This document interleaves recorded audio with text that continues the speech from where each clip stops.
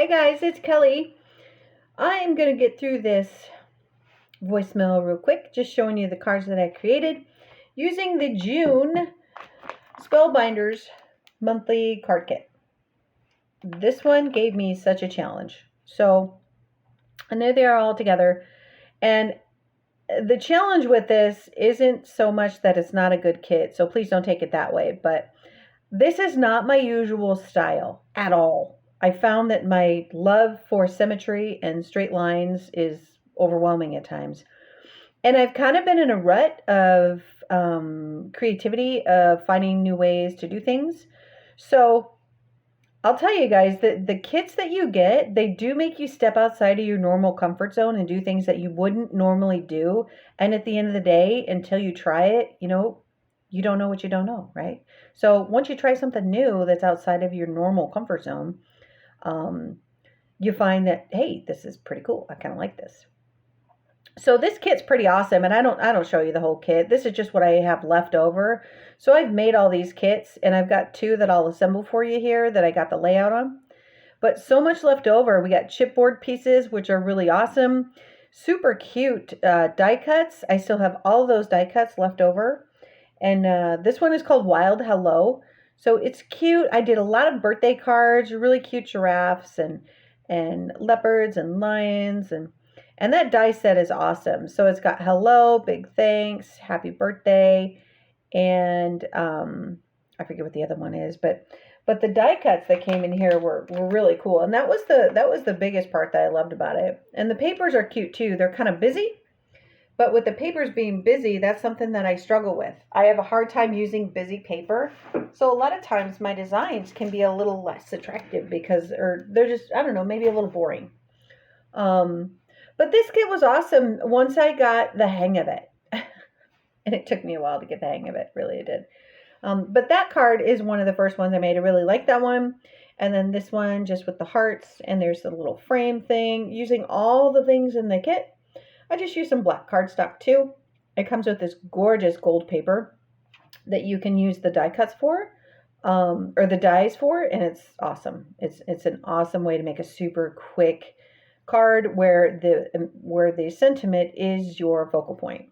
And that one that says happy birthday with the black and white is really a cool masculine card, I think. And that one made me happy because of straight lines. But those are the two designs that I got ready to assemble for you to show you. The other ones, it would have been a 4-hour, 5, maybe longer video because I fussed with finding a way to make those things work. And again, not my normal style, but it was fun to kind of step outside of my normal and try something different.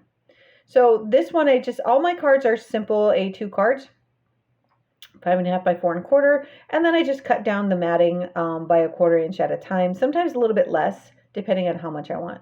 But those two little tags, they came in the kit, and I added that little black line at the end, and that's simply a piece of the die cut that I did with using the dies, where it has the strip. It's a decorative strip, and it's a great way to kind of ground some things on your cards, to have like a black line that goes across.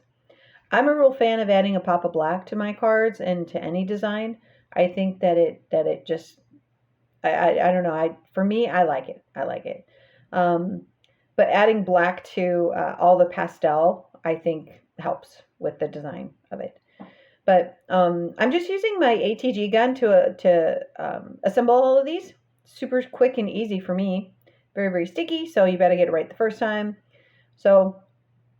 And the paper that comes in the pack, it's not really heavyweight paper, but that's okay. It's decorative paper, and it's one-sided. But I'm okay with that because there's more options for it. I mean, I don't need the back of it. Sometimes choosing which side you're going to use is the challenge too, right? And then you wind up hoarding. So don't be a paper hoarder. But anyway, that is a die cut, that little tag from the kit. And along with, you get 2 of each die cut. You don't get 2 of each chipboard piece, which makes sense, right? But there's speech bubbles too. Those are so cute. I really love those. I don't know why I didn't use more of them. I honestly don't know, but they were so cute. And that little birthday cake worked out really cute too.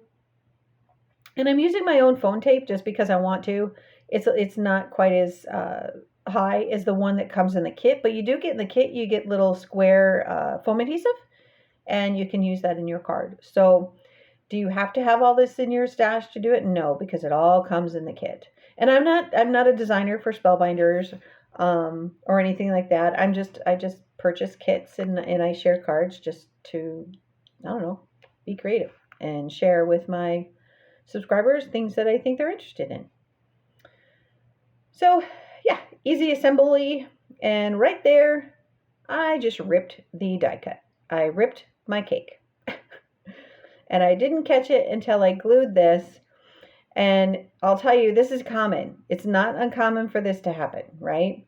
So I realized that I ripped it. Now, if I push it down and try to camouflage it, I might be able to get away with it.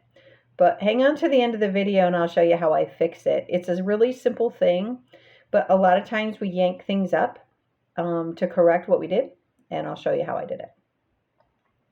And then another thing that is not new to anybody probably, but once I get a design down like I like it, before I adhere everything, I take a picture of it with my phone because I can't count the number of times that I put it together, and then I take it apart to try to assemble it, and then I forget where I put things.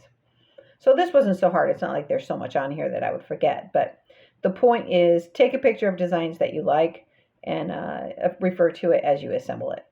Sometimes we don't have time. Let's say you got to go somewhere and you have to put it in a bag for a project.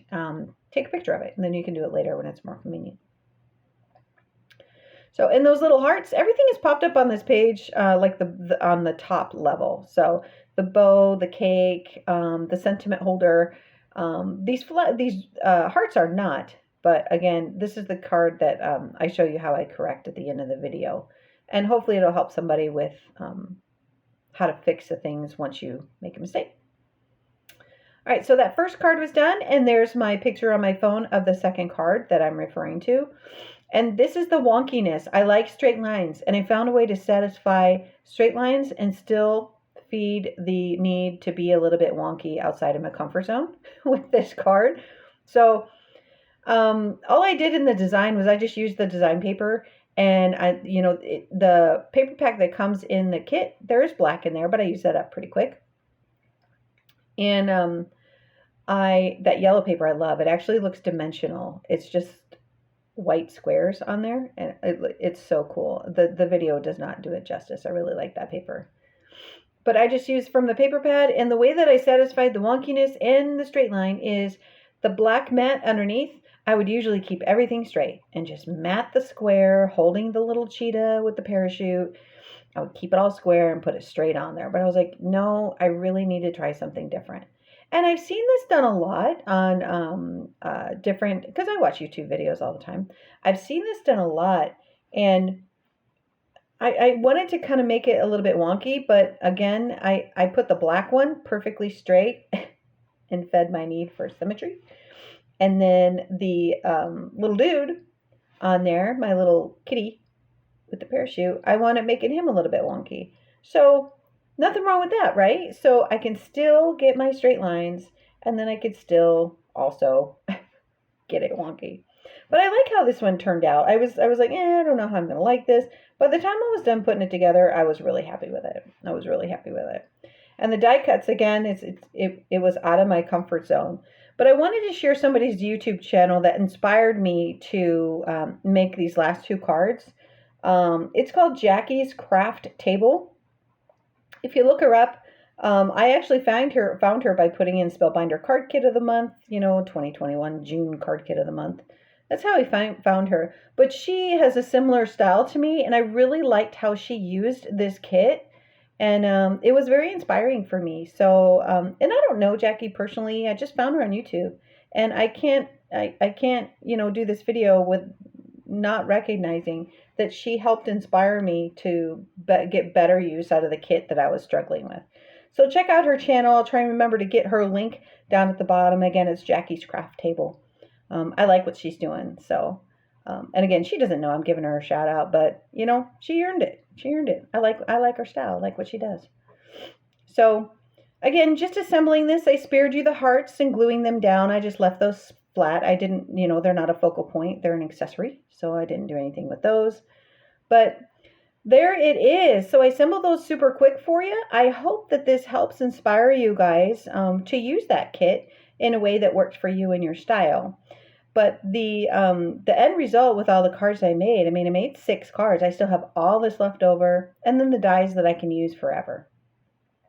So definitely a great value. But here's the bonus part. Once I took pictures, I couldn't stand the fact that I ripped that cake. Well, as I said, in the kit, you get 2 of each. So I used the cake, the second cake, and just glued it right over. And no one will be the wiser unless they see this video. But I did have to tear up the hearts that I already glued down. So here's the thing that I found really useful that I wanted to share.